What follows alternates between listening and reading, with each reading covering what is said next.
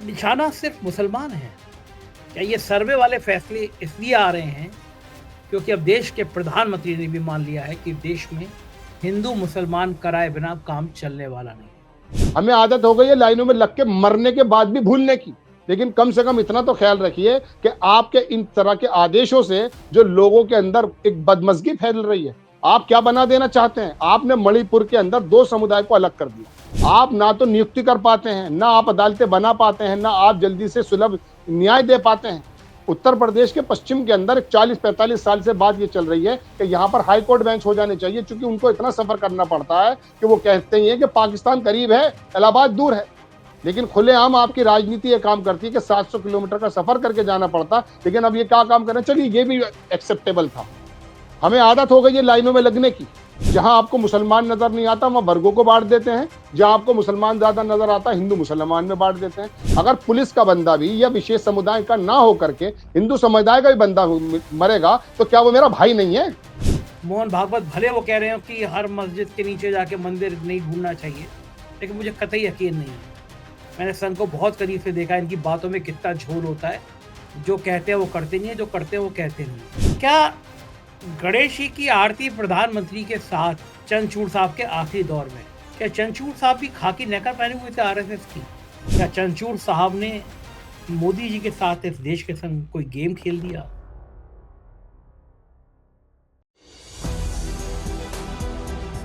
नमस्कार, मैं हूं संजय शर्मा। आप देख रहे हैं 4 पीएम न्यूज नेटवर्क।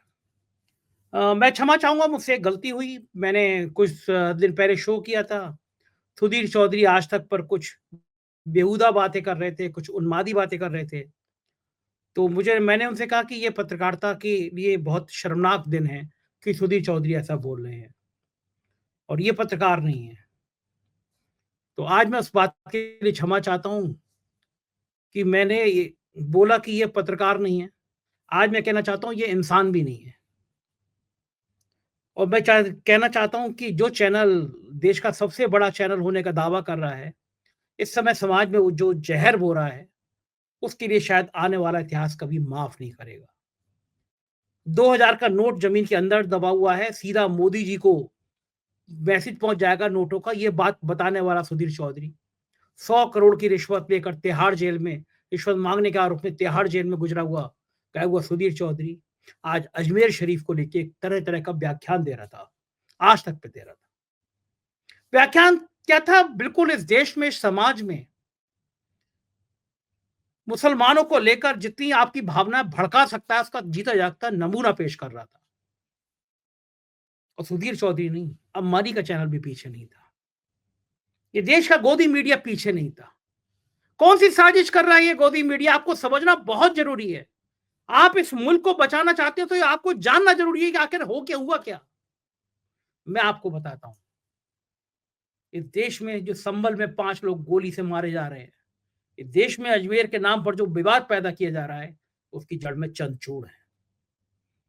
आज मुझे ये सोचने को विवश हो रहा है कि चंद्रचूड़ के घर पर मोदी क्या गणेश आरती के लिए ऐसे ही चले गए थे, या चंद्रचूड़ एक खास मिशन के तहत काम करने आए थे।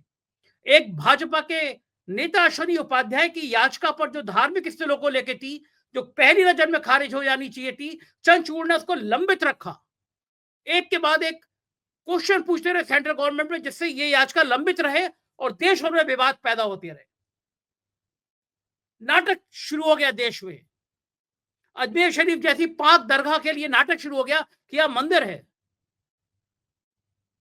सोशल मीडिया पर लोग पहुंच रहे हैं, कह रहे हैं कि अगर फिर लोगों के सपनों में आने लगा कि मंदिर और मठों के नीचे भगवान बुद्ध के अवशेष हैं, तो मुसीबत में आ जाएंगे।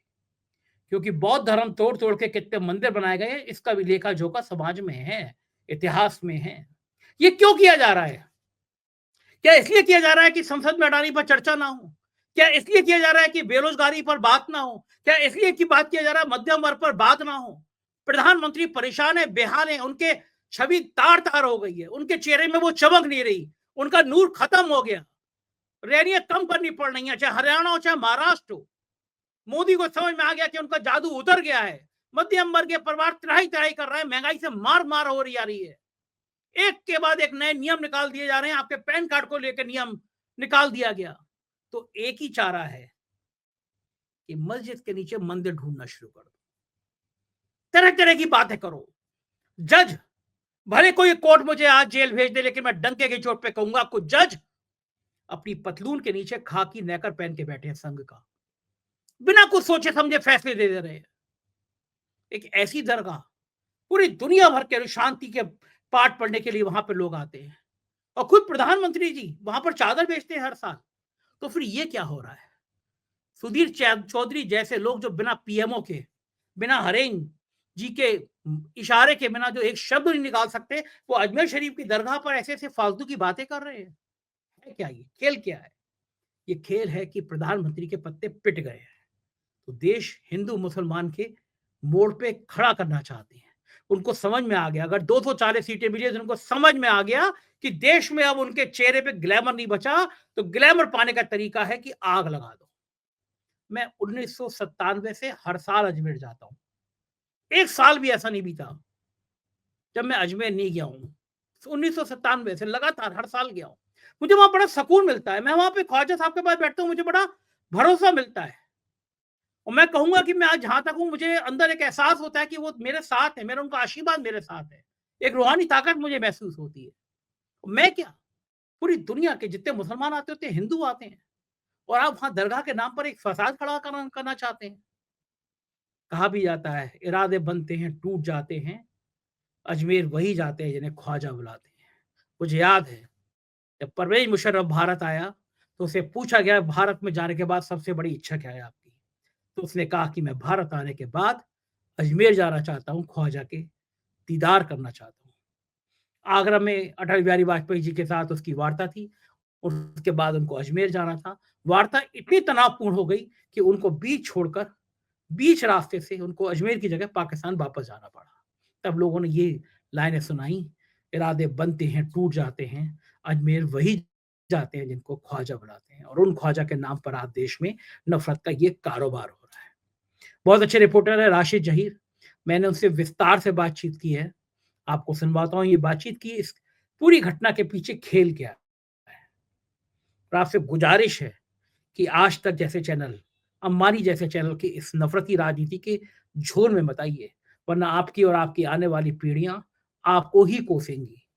कोसेंगी कि दुनिया के देश तरक्की पे जा रहे हैं, दुनिया के देश विकास कर रहे हैं, और हम लोग मस्जिदों के नीचे मंदिर ढूंढते फिर रहे हैं। क्या यही है भारत? यही है 21वीं 22वीं सदी का भारत, जहाँ पे इतनी नफरत के बाजार सजा दिए गए हैं? चलते हैं राशिद के पास। पहले आपसे रिक्वेस्ट है, चैनल को सब्सक्राइब और ज्वाइन करिएगा। चलते हैं राशिद जी के पास। 4 PM न्यूज नेटवर्क में स्वागत है राशिद भाई आपका। देश इस मुकाम तक कभी पहुंच जाएगा या पहुंचा दिया जाएगा, मैंने सोचा नहीं था।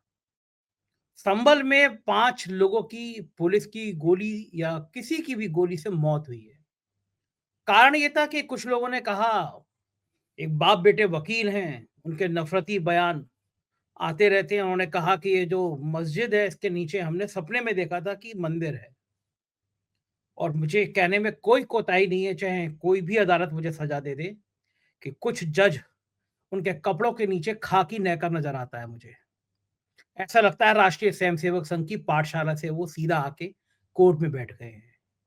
कोई आगे नहीं सुनते, कोई पीछे नहीं देखते। उन्होंने कहा कि साहब इसका सर्वे करा लिया जाए। और कहा भी जाता है कि जब सर्वे कराने गए तो उस टीम के साथ कुछ उन्माद लगाते हुए नारे भी लग रहे थे। जाहिर है मुसलमानों को टारगेट किया जा रहा था, उनकी मस्जिद को टारगेट किया जा रहा था। हंगामा हुआ, पथराव हुआ, गोली चली, 5 लोग मर गए। योगी सरकार के माथे पर कलंक है। इसके तुरंत बाद अजमेर शरीफ की दरगाह, जो बहुत पाक दरगाह है, 97 से मैं हर साल वहां जाता हूँ, और न जाने कितने लाखों हिंदू वहां आते होंगे, देश दुनिया भर के लोग वहां पे अजमेर शरीफ आते हैं। और कहा भी जाता है कि इरादे बनते हैं इरादे टूट जाते हैं, अजमेर वही आते हैं जिन्हें ख्वाजा बुलाते हैं। आज मैं उस दरगाह पे सुबह के विवाद देख रहा था, और मुझे पत्रकारिता का बदनुमा चेहरा सुधीर चौधरी दिखाई दिया, और उसने अजमेर शरीफ पे दरगाह पर जो अनर्गल आलाप आप बोला, तो मुझे आज घिन आई आज तक जैसे चैनल पर और सुधीर चौधरी पर कि मीडिया का हिस्सा कैसे हैं। कह रहा था कि 1800 ऐसी जगह हैं जहां पे सर्वे होना चाहिए। राशिद भाई, निशाना सिर्फ मुसलमान हैं। और बड़ा गंभीर सवाल ये कि आप ऐसे पत्रकार हैं जो लगातार फील्ड में रहते हैं, बहुत सतही मुद्दे उठाते हैं, लोगों से बीत जाते हैं। अगर ये सीटें 240 की जगह 300 पार हो गई होती, तो क्या ये सर्वे वाला फैसले आते? क्या ये सर्वे वाले फैसले इसलिए आ रहे हैं क्योंकि अब देश के प्रधानमंत्री ने भी मान लिया है कि देश में हिंदू मुसलमान कराए बिना काम चलने वाला नहीं है। इस देश में नफरत फैलाए बिना काम चलने वाला नहीं है। मुल्क के लिए ये कहाँ तक ठीक है? राशिद भाई। संजय भाई, आज टाइम्स ऑफ इंडिया की खबर है कोर्टिंग ट्रबल, यानी कि कोर्ट जिस प्रकार के ट्रबल कर रहा है, उसमें उन्होंने पूरी की पूरी डिटेल लिखी और बताया कि 30,000 मस्जिदों की लिस्ट वो लिए फिरते हैं लोग, जिनके बारे में कहना उनका यह है कि इनके नीचे मंदिर है। और उन्होंने चंद्रचूड़ साहब को ही टारगेट किया। हम आगे बात करेंगे, लेकिन पहले मैं दरगाह के बारे में थोड़ा बता दूं कि दरगाह के बारे में उन्होंने ये कहा कि साहब इसके नीचे जो है शिव मंदिर था, या जो भी उसके अंदर उस बताया जाता कि कुछ चीज मिली है। बात यह है, असदुद्दीन ओवैसी ने अंजना ओम कश्यप ने जब किताब खोली, या वो छोटी सी बात रटी रटाई बातें होती हैं इनकी, इन्होंने कहा कि वो जो शारदा है, विलास शारदा, उनकी किताब में लिखा है कि इसके नीचे मंदिर था, और वो किताब लिखी गई 1910 में। तो इसमें असदुद्दीन ओवैसी ने यह कहा कि अगर मैं यूं कह दूं कि प्रधानमंत्री के घर के नीचे मस्जिद है, तो क्या आप सर्वे करने की इजाजत दे देंगे? नहीं देंगे ना। कल को मैं कह दूं कि पार्लियामेंट के नीचे मस्जिद है, तो क्या पार्लियामेंट का सर्वे करने की इजाजत मिल जाएगी?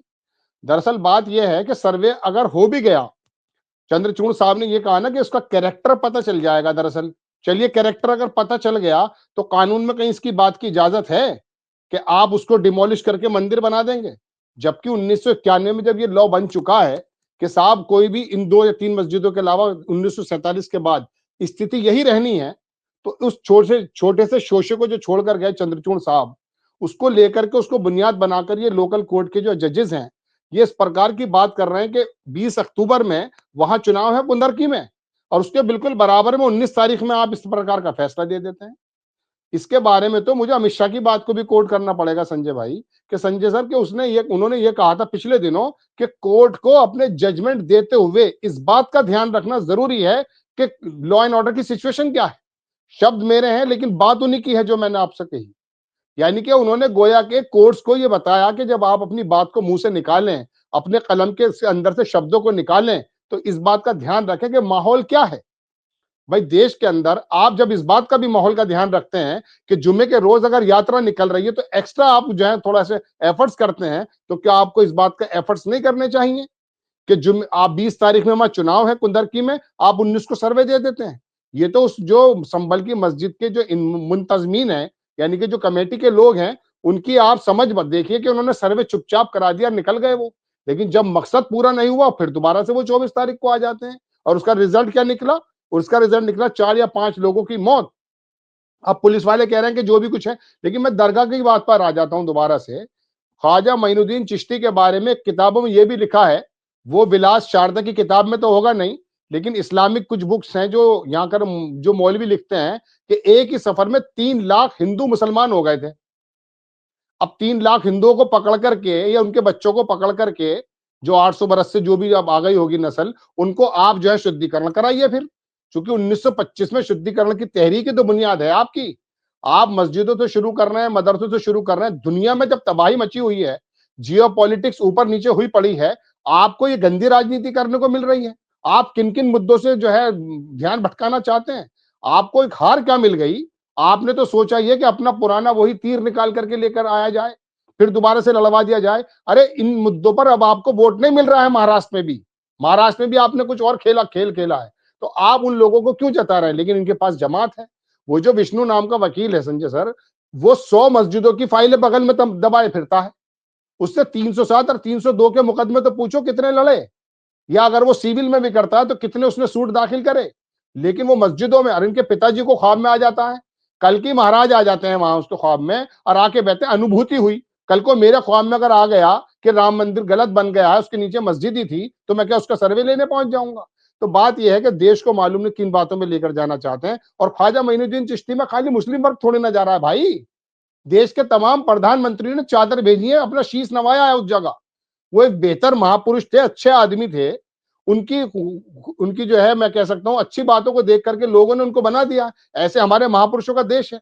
अब आप रोजाना ये काम करेंगे कि एक नया दरगाह, एक नई मस्जिद लाएंगे, उसके नीचे आप कम से कम नागपुर में जो सर्वे सर्वा आपके बैठे हैं उन्हीं की बात मान लो कि हर जगह ढूंढना बंद कर दो। जी बिल्कुल ठीक कह रहे हैं राशिद भाई। क्या आपको लगता नहीं कि इस समय प्रधानमंत्री की सारी पोल पट्टी खुल गई है? देश में बेरोजगारों के ऊपर भास्कर एक एक्सक्लूसिव रिपोर्ट छाप रहा है कि क्या हालत है नौकरियों की, क्या हालत है बेरोजगारों की। मध्यम वर्गीय परिवार की कमर टूट गई है। पार्लियामेंट के अंदर अडानी का मुद्दा गूंज रहा है। प्रधानमंत्री को समझ में नहीं आ रहा है कि एक के बाद एक जो आरोप लग रहे हैं, उन आरोपों से निजात पाए तो पाए कैसे। क्या लग रहा है ये एक बड़ी सुनियोजित तरकीब है कि सीधा सीधा हिंदू मुसलमान करा दो, एक सबसे पवित्र दरगाह उस पर सवाल खड़े कर दो, सुधीर चौधरी जैसा जहरीला एंकर खड़ा कर दो, आज तक जैसा जहरीला चैनल खड़ा कर दो, और फिर उसमें बकवास चलने दो, विवाद चलने दो। सुबह से सोशल मीडिया पे वायरल हो रहा है 2.5 झोपड़ा करके कुछ है वहां पे, 2.5 रात का झोपड़ा ऐसे करके अजमेर में, उसके फोटो को अजमेर शरीफ की फोटो बना के जिसमें स्वास्तिक बना हुआ है। पूरी सोशल मीडिया भरी हुई है। क्या आपको लगता है कि ये जो देश की मुख्य समस्याएं हैं, जो बेरोजगारी है, जो परेशानी है, मध्यम वर्गीय परिवार की कमर टूट गई है, आई इनकम टैक्स के नए नियमों में बदलाव हो रहा है, पैन कार्ड को जाने कहां कहां से जोड़ा जा रहा है, जीना हराम कर दिया है आम आदमी का। ऐसे दौर में अगर आदमी इस समस्याओं को सोचेगा तो सांप का सिंहासन डोल जाएगा। तो सांप का सिंहासन ना डोले, इसलिए दरगाहों के सर्वे कराओ। मालूम है कि मुस्लिम थोड़ा भड़केंगे, थोड़ा गुस्से में आएंगे, और हिंदू कम्युनिटी को मौका मिलेगा, उग्र हिंदू कम्युनिटी का। मैं आज भी मानता हूं कि बहुमत का हिंदू कम्युनिटी मेरे जैसा है, जो 97 से 97 से आज तक एक साल भी ऐसा नहीं हुआ जब मैं अजमेर शरीफ की दरगाह नहीं गया। मुझे सुकून मिलता है वहां पे जाके। मैं अपना पोस्ट में भी लिखता हूँ, मुझे बहुत अच्छा लगता है। और मेरी जिंदगी में तो गरीब नवाज की बहुत दुआएं हैं। मतलब मैं मानता हूँ कि गरीब नवाज की सीधी सीधी दुआएं हैं मेरे साथ। मेरे को यकीन होता है, विश्वास होता है, इनके कहने से वो बहुमत वाला हिंदू गुस्से में नहीं आने वाला। लेकिन ये जो चंद चिंटू टाइप के भक्त हैं, जो पूरे समाज में आग लगाना चाहते हैं, उनको बल मिल जाता है। तो क्या आपको लगता है कि भारतीय जनता पार्टी और खास तौर से प्रधानमंत्री की ये छुपी हुई रणनीति है, जिसका हम सामने देख रहे हैं कि क्या हश्र होने जा रहा है देश में? बिल्कुल संजय भाई, बात बिल्कुल आपकी ठीक है। मोदी जी को ये चिंता तो जरूर होती होगी, इसमें कोई दो राय तो है नहीं कि मेरा गिराव जिस प्रकार से जमीन पर जा रहा है तो मैं क्या करूं। अब उनके पिटारे में कोई ऐसा काम तो है नहीं जिसे वो आकर के बता दें कि साहब मैंने जो है अर्थव्यवस्था के क्षेत्र में ये काम किया है, या मैंने सीमाओं पे ये काम किया है, या मैंने आम जन के जीवन को सुलभ बनाने के लिए ये काम किया है। ऐसी तो कोई बात उनके पास है नहीं।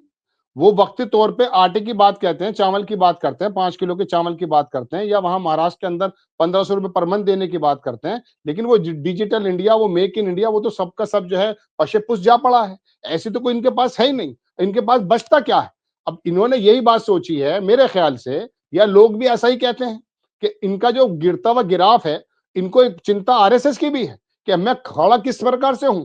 आरएसएस जब हर मंदिर के नीचे मंदिर ढूंढने ना ढूंढने की सलाह दे रहा है, उस समय उसके विपरीत जा करके आपके चिंटू या आपसे जुड़े हुए संगठन, आप एक बात तो बताइए, क्या एक ऐसा संभव है कि संभल के अंदर एक बंदा गया दोपहर के समय, उसने सर्वे की दाखिल करी, शाम को उसे मिल गया। चलिए ये हो सकता है, ये है आपका इतना ही तेज कानून है, मैं मानता हूं, मान लिया मैंने कि इतना ही तेज मिल जाता है इंसाफ। लेकिन वहां का जिलेधिकारी 1 सेकंड के अंदर अपने कपड़े बदल कर आता है और आकर के फौरन मस्जिद में पहुंच जाता है। मतलब 4-6 घंटे के अंदर ही सारे काम हो जाते हैं। आपकी अगर इस तरह की कानून व्यवस्था है तो मैं तो सलाम करता हूं। लेकिन बाकी केसों में भी तो बताइए कि सिंकारा पीकर आए हो आप। लेकिन मोदी जी या योगी आदित्यनाथ से भी थोड़ा सा हो सकता है इंस्पायर हो, क्योंकि उन्होंने ये देखा कि योगी आदित्यनाथ का हिंदुत्व की छवि पर डटे रहने से थोड़ा सा गिराफ ऊंचा हुआ है। तो हो सकता है उनको ये चिंता बनी हो कि भाई इस जंगल में तो एक ही शेर हो सकता है। ये मैं एक जनरली मिसाल सुना रहा हूं, उनको नहीं कह रहा हूं। तो कहने का मतलब ये है कि हो सकता है उनके सामने दिक्कत हो। मैं अर्थव्यवस्था के बारे में पूरा ज्ञान दूं, लेकिन उससे अलावा मैं एक बात ये कहना चाहता हूं संजय भाई, कि आप ये बताइए 5 मुसलमान या 5 लोग मर गए या 4 मर गए, वहां 20 पुलिस वाले भी जख्मी हुए। हकीकत में वहां पर कुछ भी हो सकता था। इसका जिम्मेदार कौन है? 5 खानदानों के अंदर जो रोना विलाप हो रहा होगा, उसका जिम्मेदार कौन है? वो लोकल जजेस सब अपना जो है फैसला देते समय क्या इस बात को नहीं देख रहे कि इन बातों से होना क्या है? अरे आपकी अदालतों के अंदर पेंडिंग पड़े हुए हैं कई सौ जज, कई हजार जज, उनकी रिक्वायरमेंट है आपकी अदालतों में। आपकी अदालतें पर्याप्त नहीं है, ज्यादा अदालतें बनने की जरूरत है। हर बार लाइव एंड लॉ के अंदर खबरें आती हैं, आप ना तो नियुक्ति कर पाते हैं, ना आप अदालतें बना पाते हैं, ना आप जल्दी से सुलभ न्याय दे पाते हैं। उत्तर प्रदेश के पश्चिम के अंदर 40-45 साल से बात ये चल रही है कि यहां पर हाई कोर्ट बेंच हो जाने चाहिए, क्योंकि उनको इतना सफर करना पड़ता है कि वो कहते ही है कि पाकिस्तान करीब है, इलाहाबाद दूर है। लेकिन खुलेआम आपकी राजनीति ये काम करती है कि 700 किलोमीटर का सफर करके जाना पड़ता। लेकिन अब ये क्या काम कर रहे हैं, चलिए ये भी एक्सेप्टेबल था। हमें आदत हो गई है लाइनों में लगने की, हमें आदत हो गई है लाइनों में लग के मरने के बाद भी भूलने की। लेकिन कम से कम इतना तो ख्याल रखिए कि आपके इन तरह के आदेशों से जो लोगों के अंदर एक बदमजगी फैल रही है, आप क्या बना देना चाहते हैं? आपने मणिपुर के अंदर दो समुदाय को अलग कर दिया, आपने पंजाब के अंदर दो समुदाय को अलग कर दिया, आपने जम्मू और वैली घाटी को दो अलग कर दिया, आपने महाराष्ट्र के अंदर मराठा गैर मराठा कर दिया, आपने हरियाणा के अंदर जाट गैर जाट कर दिया। आप चाहते क्या हैं? जहां आपको मुसलमान नजर नहीं आता वहां वर्गों को बांट देते हैं, जहां आपको मुसलमान ज्यादा नजर आता है हिंदू मुसलमान में बांट देते हैं। ये चीजें इतनी इंपॉर्टेंट हैं कि मेरी अर्थव्यवस्था के लिए बहुत ज्यादा जरूरी है। अगर है तो मैं तो संजय सर आपसे भी रिक्वेस्ट करूंगा कि चलिए हम भी खुदाई इसमें शुरू हो जाते हैं। मैं एक बात और बता दूं, मेरे पास ये बाहर के रिपोर्टर का डाटा है, मैं नाम नहीं बताऊंगा कौन सी जगह का है, लेकिन उसका कहना यह कि भारत के मंदिरों में 2500 टन, 2500 टन सोना है। और मैं दरगाहों की बात भी कर रहा हूं आपसे, वहां पर भी आप अपने हमारी अर्थव्यवस्था के लिए इतना कीजिए कि जो बड़ा बड़ा सोना पड़ा हुआ है कम से कम उनसे कहिए कि हमारे देश के अंदर हर एक आदमी कर्जदार बन चुका है। मध्य प्रदेश के अंदर हालात खराब है, भुखमरी के हालात हैं। 71 करोड़ लोग जब 100 से 200 रुपए के बीच में झूल रहे हैं, इन्हीं के डाटा के अनुसार 81 करोड़ लोग जब लाइन में लगे हुए हैं राशन के, इन्हीं के डाटा के अनुसार, तो हमें ये सोना दे दीजिए। जरा सोना मांग कर तो दिखा दो पंडित जी से या वहां के जो मोहतमी में। आपको खुदाई का तो आ जाता है दिमाग में, लेकिन आप सोना भी तो दोनों पक्षों से मांगो। फिर स्वामी प्रसाद मौर्य की उस बात पर ना आया जाए जिसने उसने कहा था कि तमाम मंदिरों के नीचे जो है मठ मौजूद है। आज भी उनका वीडियो काफी ट्रोल हो रहा है। आप किन चीजों में लगना चाहते हैं? दुनिया देखिए, New Zealand, Australia, Brazil, Argentina, Sweden, अरे भैया यहाँ के लोग कैसा जीवन जी रहे हैं? इनकी छतों पर हेलीकॉप्टर उतर रहे हैं अपने अपने पर्सनल, और हमारे हाथ क्या हो रहा है? 5 किलो राशन और लड़ाई। हमारी समझ में ये नहीं आता कि हमारे आम जन को क्या। मैं तो अपने जैसे दर्शकों की बात करना चाहता हूं, मैं तो उन्हीं से मुखातिब होता हूं। मैं इन 545 लोगों से बात भी नहीं करना चाहता संजय सर। मैं तो अपने लोगों से ये पूछना चाहता हूं कि आपकी अकल को क्या हुआ? आपके अंदर तो अकल सलीम ईश्वर ने दी है। ये लोग हमें आएंगे। अच्छा एक बात बताइए, मैं आपको नाम नहीं बताऊंगा, लेकिन मैं दर्जनों मंत्रियों के कर चुका हूं। आप यकीन मानिए मेरी शेप जरूर बड़ी हुई है, लेकिन मुझसे ज्यादा मैं वो शब्द इस्तेमाल नहीं करना चाहता, उनके चेहरों पे रहती है। मैं सोचता हूँ ये कौन से खेत से उतर के आया है और मेरा कैबिनेट का मंत्री बना हुआ है। मुझे पास में बैठ करके ये लगता है कि इसके अंदर से इसे ये नहीं मालूम कि कौन से शब्दों का प्रयोग करना है। हमारे सरों पर आप बैठ जाते हैं आकर और हमें चलाते हैं। तो हम तो आम जनता से, दर्शकों से सिर्फ इतना पूछना चाहते हैं कि आप ये बताइए मरने वाला कौन से परिवार का है? अमित शाह का बेटा तो बन गया आईसीसी का बंदा, दुनिया कह रही ये आम लफ्जी बातें हो गई, लेकिन फर्क कोई नहीं पड़ता। एक वो शोशा छोड़ देते हैं मंदिर और मस्जिद दरगाह का, और हम सब लोग जो है जोम्बी बन जाते हैं। अरे हम जोम्बी क्यों मर रहे हैं? मरने वाले किसी नेता का लड़का मरा है संभल में, बताइए आप। अब कह ही रहे हैं कि दूसरे पक्ष ने मार। अब आप आ गए अजमेर। अब आप जो है वो जो अखबार में आर्टिकल आया है चंद्रचूड़ साहब के बारे में जो उन्होंने पूरी बात की है, आप ये बताइए कि आपने तो शोशा छोड़ दिया, कानून में इजाजत भी तो नहीं है। दरगाह में मान लिया मैंने मंदिर निकल आया, क्या हमारे कानून के अंदर ये व्यवस्था है कि उसको डिमोलिश करके मंदिर बना देंगे आप? सिर्फ इतना कर सकते हैं कि दरगाह वहां अजमेर के अंदर भी 10-20-50 लाशें बिछवा देंगे आप। आपका काम ही ये है। आप ये मौका, आपके झोले में इसी तरह के पिटारे में ऐसी चीजें हैं, आपको मालूम है कब कब छोड़नी है वो। आप तो महाराष्ट्र के चुनाव से दूसरे फेज से पहले ही ये काम करना चाहते थे 19 तारीख में संबल में कि उसके उसके हाल जो है महाराष्ट्र का भी हो जाए, लेकिन महाराष्ट्र का आदमी इस बारे में वोट नहीं दे रहा आपको, और वोट दी भी नहीं है। वहां तो हिंदुत्व का मुद्दे को नकार दिया गया है। आप एक बात ये देखिए, मुंबई के अंदर जब 1500 रुपए की घोषणा हुई कि शिंदे साहब देंगे, तो जहां चुनाव थे हरियाणा में, महाराष्ट्र में ज्यादा दूर नहीं थे, 26 तारीख में तो कार्यकाल ही खत्म हुआ है। तो चुनाव आयोग ने एक चरण में ना करा करके सिर्फ इसलिए कि शिंदे साहब 2 या 3 किस्तें एक साथ दे देंगे उनके जेब में। और वहां हालात ये हैं कि वहां के बैंकों के, संजय सर मुंबई कहते तो है कि बड़ा समृद्ध है, बड़ा वाणिज्य है, लेकिन मैं वहां 10 बरस रहा हूं। वहां हालात ये है कि हिंदुस्तान का सबसे बड़ा सर्विस क्लास तबका यदि कहीं रहता तो मुंबई महाराष्ट्र में रहता है। ओबीसी ओबीसी बहुत बड़ा तबका वहां मौजूद है। वहां हालात बद से बदतर हैं। वहां के दूसरी जगह देखेंगे किसानों का सबसे बड़ा आपको पोर्शन नजर आएगा जो आत्महत्या करने वाला है। आप उनको जो है ना 1500 रुपए जब देते हैं, देखिए मैं सच कह रहा हूं आपसे, मैं ये नहीं कह रहा कि वो बिल्कुल हो गया है, लेकिन इसका बहुत बड़ा असर जरूर पड़ा है। हालांकि मैं उस रिजल्ट को नहीं मान रहा हूं, मैं दरगाह पे आने वाला हूं, लेकिन आपने आखिर वक्त में ये जो काम किया है, विनोद दुआ किसी जमाने में कहा करते थे, वो अंग्रेजी का शब्द था यूबीआई, यूनियन कुछ इस प्रकार के था कि वो बेसिक इनकम करना चाहते हैं, यानी कि वो ब्राइब देना चाहते हैं चुनाव से पहले। आप 1500 रुपए महीना देने के बाद अब क्या करेंगे बताइए? आप तो डिजिटल और मेक इन इंडिया की बातें कर रहे थे ना। बहरहाल ये जो है, एक बात और भी है, तो हम अपने जख्मों की बातें कर रहे हैं, क्योंकि जब एक जख्म की बात होती है तो दूसरा निकल कर सामने आ जाता है। लेकिन मसला यह है कि आप किस माहौल में आकर के देश को किस महाने पर लेकर जाना चाहते हैं। अरे बराबर में सीख तो लो, मस्जिदों में कत्लो गारत हो रहे हैं पाकिस्तान के। हमारे हालात तो ऐसे मत करो, हमें तो बड़ी अच्छी कंडीशन पे लाकर छोड़ा था यूपी की गवर्नमेंट ने, हमारी हालात कुछ बेहतर थे। और वो गवर्नमेंट अगर रिपीट भी हो जाती, आप पाकिस्तान से कंपेयर हमेशा करते रहते हैं, 91 में चीन हमारे साथ खड़ा था, उससे तो कंपेयर कीजिए। आप अपनी सीमाओं की बात कीजिए, नहीं कर रहे। आपको ये देखिए हालात में कहीं से कहीं ले जा रहा हूं बात, कि हमारा एनएसए अमेरिका जाने से डर रहा है। हमारे पे दुनिया भर के समन्स आ रहे हैं, दुनिया भर की रिपोर्ट्स हमारे खिलाफ आ रही हैं। ट्रंप हमसे उल्टी नजर से देख रहा है। वहां के जो फेड दुनिया भर की जो संस्थाएं, वो हमारे बारे में बात, आपके मुंह में दही जमी हुई है, दो शब्द नहीं बोल पाते। और बोलते तो क्या है कि साहब दरगाह के नीचे मंदिर है, और छोड़ दिए अपने कुकुरमुत्ते। ये शब्द है कुकुरमुत्ते, एक जान, एक वो निकलता है कि ये छोड़ देते हैं आप, और हर बार वो आकर क्या करते हैं, संभल में 5 आदमी मरवा देते हैं। अगर पुलिस का बंदा भी या विशेष समुदाय का ना होकर के हिंदू समुदाय का भी बंदा मरेगा, तो क्या वो मेरा भाई नहीं है? आप बताइए तो सही। ईमानदारी की बात यह है कि हम पहले इंसान हैं। जब भी कोई काम होता है, सबसे पहले हमारे मन में अगर जरा सा भी नुकसान होता है ना, वो जो प्रधानमंत्री जी की बात है, हकीकत बता रहा हूं, कुत्ते का बच्चा भी अगर किसी एक्सीडेंट में मर जाता तो सिस्कारियां आपके और मेरे मुंह से निकलती हैं, क्योंकि ईश्वर ने हमें सबसे पहले इंस बनाया, इंसान बनाया। उन्स इंसान का मतलब है उन्स, उन्स कहते हैं मोहब्बत, मोहब्बत से बनाया हम लोगों को। आप लोग जिंदा मार देते हैं आपको। और वहां का कमिश्नर क्या बात कर रहा है, आपको मालूम नहीं? हमारे दर्शकों को हम बताना चाहते हैं सर कि 9 चुनाव वो करा चुका है वहां का कमिश्नर। आप हटाना नहीं चाहते किसी को, और वो आके कल एबीपी पे बता रहा है।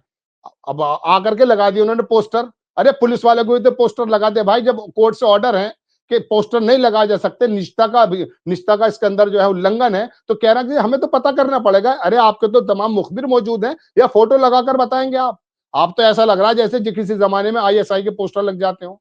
हालात दरअसल सर बहुत ही ज्यादा नाजुक बनाकर रख दिए हैं देश के। हम तो ये कहना चाहते हैं कि हमारे दर्शकों को, हमारे लोगों को समझने की जरूरत है जी। राशिद भाई, आप मानते हैं कि एक बड़ा गेम हुआ? मुझे तो पता है कि मैं संघ को बहुत करीब से जानता हूँ। संघ जो कहता है वो करता नहीं है, और जो करता है वो कहता नहीं है। मोहन भागवत भले वो कह रहे हो कि हर मस्जिद के नीचे जाके मंदिर नहीं ढूंढना चाहिए, लेकिन मुझे कतई यकीन नहीं है। मैंने संघ को बहुत करीब से देखा है, इनकी बातों में कितना झोल होता है। जो कहते हैं वो करते नहीं है, जो करते हैं वो कहते नहीं है। क्या गणेश जी की आरती प्रधानमंत्री के साथ चंद्रचूड़ साहब के आखिरी दौर में, क्या चंद्रचूड़ साहब भी खाकी नेकर पहने हुए थे आरएसएस की? ये जितना बवाल देश में हो रहा है, एक भाजपा नेता शनि उपाध्याय की याचिका पे हो रहा है, जो याचिका पहले दर्जे में रद्द कर दी नहीं चाहिए थी, क्योंकि धार्मिक स्थलों के लिए कानून बना हुआ है कि 1947 के बाद नहीं छेड़खानी होगी, नहीं कोई सर्वे होगा। लेकिन चंचूड़ साहब बार बार उस पर डेट पर डेट देते रहे, और ऐसी अधेर में छोड़ के चले गए। क्या चंचूड़ साहब ने मोदी जी के साथ इस देश के संग कोई गेम खेल दिया? क्या सुप्रीम कोर्ट के फैसले इस तरह थे जो देश में ये माहौल पैदा कर रहे हैं? आपका क्या मानना संजय सर, देखिए ये तो बात जब भी जाहिर हो गई थी। हालांकि जो बड़ी वसी नजर के पत्रकार हैं, एक पत्रकार है हमारे बुजुर्ग हैं, वो ये कह रहे थे कि चंद्रचूड़ का कोई सा भी फैसला आप मुझे लाकर बताइए जो आपको ऐसा लगता हो मोदी जी के खिलाफ जाता हो। वो थोड़ा सा हल्का सा वो देते हैं धचका, और उसके बाद अपना काम कर जाते हैं। ये बात तो तभी जाहिर हो गई थी जब उन्होंने कहा था कि बाबरी मस्जिद का फैसला लेने से पहले मैंने भगवान से मशवरा किया। मेरे शब्द है, उन्हें वहां से प्रेरणा मिली। संविधान की किताब किस काम की थी? मैं तो सर पे रख के घूमता हूँ। मैं अपने मस्जिद के कुरान को जाकर के अदालत में थोड़ी बैठता हूँ लेकर के। वो मेरे अंदर मस्जिद की बात है, मेरी अपनी पर्सनल बात है। देश के चलाने का तो कुरान, देश के चलाने का जो एक पवित्र किताब है, वो हमारा संविधान है। आप हिंदुस्तान के सबसे बड़े केस को जो दशकों से पेंडिंग में था, जब देश अजीबोगरीब स्थिति में खड़ा हुआ था, उस समय आप प्रेरित हो रहे हैं भगवान से, और भगवान ही प्रेरित होकर के भगवान अपने खिलाफ तुमसे देंगे। भगवान कहेंगे मैं ही सबसे अच्छा भगवान हूं, उनका ईश्वर गलत है। आपको अपने पक्ष में फैसला देते, ये गोगोई साहब वाली बात कर दी ना। गोगोई साहब के ऊपर इल्जाम लगा महिला का, खुद ही जज बने, खुद ही को क्लीन चिट दे दी अपने आप को उन्होंने। तो आपको भगवान ये कहते कि नहीं, जाकर के मस्जिद तामीर करा दे, ऐसा संभव थोड़ी ना है भाई। भगवान तो अपनी बात करेंगे, अगर भगवान अलग अलग है, हम तो नहीं मानते, हमें तो एक ही मालूम है कि एक ही ईश्वर है। तो कहने का मतलब ये तो पता जब ही चल गया था कि इन्होंने प्रेरणा कहां से ली है, और वो प्रेरणा मुंह से बाद में बोली है, वो जब मोदी जी पहुंचे हैं और तमाम चीजें देखिए, बहुत ज्यादा रखना पड़ता है। मेरा एक दोस्त है सर, वो मुझसे थोड़ा सा उम्र में बड़ा है, वैसे 2-3 साल। वो एक जगह एडीजे है, मैंने उसे कॉल किया, मेरा कॉल नहीं लिया, उसका भाई मिले, मैंने कहा आपके भाई कॉल नहीं लेते, कह रहे जब से वो एडीजे बने हैं किसी का कॉल नहीं लेते, बड़ा संवेदनशील मसला है। मैंने यार हमारे तो दोस्त है वो, ऐसा कहा। तो ये इतना संवेदनशीलता उनके अंदर आ गई है। तो आप तो सीजीआई थे, आपके घर पर जाकर के आरती चल रही हैं, आप दिखाते पोजीशन कि मैं रिटायरमेंट के बाद आऊंगा, बताऊंगा, अभी नहीं, अभी नहीं है ये काम, अभी नहीं होगा। होता है, बहुत से लोगों ने ऐसा किया है, बहुत से लोगों ने ऐसे नजीरें पेश की हैं। तो चंद्रचूड़ साहब की वो शोषा छोड़ा है, वही तो ये लोकल जज चंदोसी का और यहाँ पर अजमेर का जज जो है उसी का तो फायदा उठा रहा है। मैं तो उन जजेस से यही सवाल करना चाहता हूँ, चूंकि कानून का ज्ञाता तो मैं हूं नहीं, मैं तो आप जैसे लोगों के साथ रह के 2 शब्द सीख गया सर। मैं पूछना चाहता हूँ कि सर्वे में निकल भी आया तो कानून की किताब में वो कानून तो बताओ, या तो 91 का खत्म कराओ। अब 240 वैसे भी हैं, आप दो थर्ड मेजोरिटी से कुछ बदल भी नहीं सकते। तो कहने का मतलब यह है कि आपके पास जब कोई कानून नहीं है कि ख्वाजा मोइनुद्दीन चिश्ती को हटा करके तो वहां पर मंदिर बना दिया जाए, कानून नहीं है, और ऐसा संभव ही नहीं है। आप आग लगाना चाहते हैं, आप संभल में अगर चलिए शाही मस्जिद तोड़ दीजिए, अब आप आपको पता चल जाएगा। जैसा मैं लोगों की भावना देखता हूं, मैं तो हमेशा से संविधान के अनुरूप चलने की बात करता हूं, लेकिन आप एक वर्ग को इतना ज्यादा टीस करना चाहते हैं कि वो आखिरकार दर्द के मारे चीख मार ही दे, और वो चीख अगर लग गई तो तुम्हारी चीखें ना निकल जाएं। आप देश की चीखें निकालने की कोशिश करते हैं। एक जमाना हो गया इसको, विशेष समुदाय को दबाते दबाते आप करना क्या चाहते हैं। एंटोनियो गुटेरेस ने यही तो कहा है, जो यूएनओ का महासचिव है, कि आप 7 अक्टूबर 2023 की बात को तो गिना रहे हैं, जब हमास के लड़ाकों ने आकर के हमला कर दिया, लेकिन 56 बरस से जो वहां फलस्तीनियों को कत्ल गारत किया जा रहा है, उनकी जमीन छीनी जा रही है, उसी का रिजल्ट है। तो आप 11, 12, 15 साल से बराबर ये काम कर रहे हैं, और आपका संगठन तो 100 बरस से काम कर रहा है। आजादी में आपका रोल नहीं है। आप सीधे मुगलों की बात करते हैं जाकर के, आजादी में आपका रोल नहीं, शुद्धिकरण आप कराते थे। देश के अंदर आपने एक अजीबोगरीब माहौल पैदा कर दिया। गांधी जी की हत्या जब करने पहुंचा गॉड से, तो सबसे पहले सावरकर के जाकर के आशीर्वाद तो लिया है, मैं थोड़ी ना कह रहा हूं। अग्रणी अखबार निकालता था, 1500 रुपए सालाना दिया करता था, सावरकर ही तो देता था। और सावरकर को बारे में आता, आपने गांधी जी की हत्या कर दी, उसमें आपके संगठन मौजूद। अब आप कह देते हैं हमारा नहीं है, आपका तो फार्म ही नहीं होता। आरएसएस का कोई फार्म थोड़ी ना होता कि मैं भर के बता दूं कि मैं आरएसएस का कार्य करता हूं। अब गोडसे ने जान के गांधी जी की जब हत्या की, तो उस समय उसने क्या जिस्म के अंदर चेंजेस करा, ये भी दुनिया को मालूम है। आपका सारा इतिहास अंग्रेजों के खिलाफ तो कोई है नहीं, मुगलों को लेकर आ जाते हैं आप। अंग्रेजों का कोई इरा की बात नहीं करते, ये मुगलों को लेकर आ जाते हैं कि अकबर खालू ने ये कर दिया था। अरे अकबर ने कर दिया था तो मेरा क्या कसूर भाई। बाबर सही की कबर बात। के अंदर उसकी हड्डियां भी नहीं बची, सुरमा हो गई, उसके बच्चे कहीं रक्षा चला रहे हैं। लेकिन संजय सर, बात यह है कि अब इसे समझाए कौन। आप जो है मुसलमान को हिंदू के सामने कुछ ऐसा खड़ा कर देना चाहते हैं, आप कौन से सब्र का पैमाना छलकाना चाहते हैं। मेरी तो हाथ जोड़ के अपने दर्शकों से और तमाम लोगों से यह रिक्वेस्ट रहती है हमेशा कि बराए करम संविधान पे विश्वास रखें। वक्ती तौर पे जुल्म सितम अगर कोई कर भी देता तो याद रखिए कोर्ट्स फिर भी कोर्ट्स हैं, हमें उस पर यकीन करना है, यदा कदा नहीं। बहुत ज्यादा मौकों पर वहां से ऐसे जबरदस्त फैसला है कि आश्रमपुरे में 40 मुसलमान मार दिए, लेकिन 40 साल बाद फैसला जरूर आया है, देर सही आयाद बात। है। लेकिन आप ऐसा ना करें, क्योंकि देश की कमाने आपके हाथ में है, और 140 करोड़ का आप भी तो वो करते हैं, 20 करोड़ लोगों को कहां जाएंगे। वो म्यांमार थोड़ी ना कि निकाल के आप पानी में डाल देंगे। जी बहुत बहुत शुक्रिया राशिद भाई, इतनी बढ़िया बातें आया आपने हमसे की, बहुत बहुत आभार, थैंक यू। तो इधर राशिद जहीर और हमने विस्तार से बात करी और चंद्रचूड़ और आरएसएस और मोदी के खेल को आपको समझाने की कोशिश की। मुझको यकीन है ये बातचीत आपको पसंद आई होगी। अपनी राय से अवगत कराइएगा। शुक्रिया, थैंक यू।